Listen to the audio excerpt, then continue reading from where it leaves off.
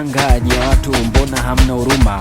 Mmebeba ubingwa mara 5 mfululizo, mkambeba Chuga Boy kwa hasira baada ya nguvu moja kuchimba dawa Jangwani. Mmembeba na Shalulile, hamuoni huruma? Amjui kama hii ni roho mbaya? Utani uko wapi? Mama yuko wapi? TFF yuko wapi? Udugu uko wapi?